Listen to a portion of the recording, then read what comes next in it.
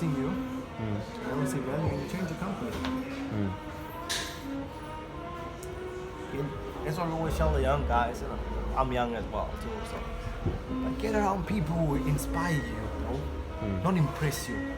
There's a difference between inspire and impress. Because you leave there impressed, you're like, yo, hey, those guys.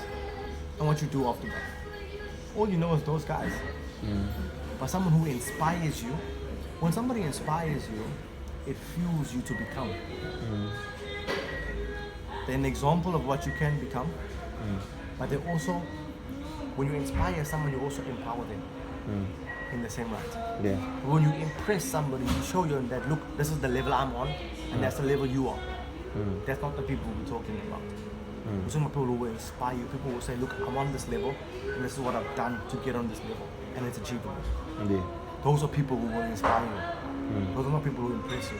And when people are changing their company, they have to know the difference between impressing and inspiring. And then you find people who inspire you and don't impress you. Because it's nice to have a Range Rover SVR and stuff like that. But if you don't show me how I can get one also, you've impressed me, you haven't inspired me. Wow. True. But when you give me your attention, even if it's for 5 minutes, you say, listen, youngster, this is achievable, it's attainable. These are the 3 steps you need to focus on. I don't have much time to talk to you about it, but these are the things you need to consider. And you leave the person's company. That person has given you gems.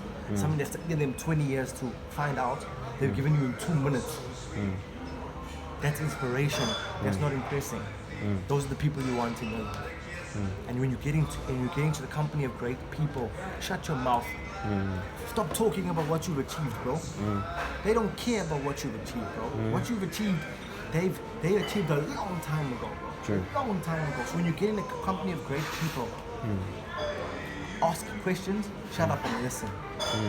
That's what people listen.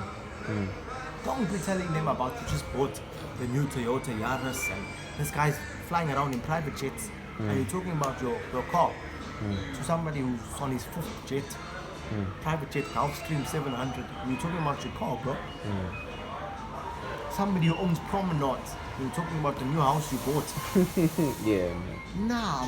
But you gotta get in the company and say, listen, man, what was the hardest obstacle for you to overcome? And then, you see, when you ask them questions about what they've had to do to become who they are, and not what they have, they become interested in you. Because they realize what you're interested in is in the process and not the product. True. And they're going to want to stimulate a bigger conversation with you because of the types of questions that you have. And the reason and how you make sure that you stay in someone's company for a long time is you create an environment that makes them most comfortable. So you've got to put all the attention on that other person. So they want to stay in your presence for longer. And when they stay in your presence for longer, you have a better benefit from them.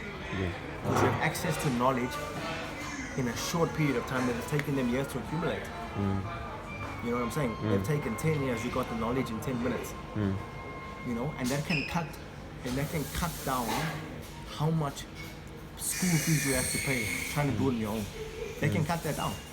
You just get in the company of somebody who knows what they're doing. You know what I'm saying?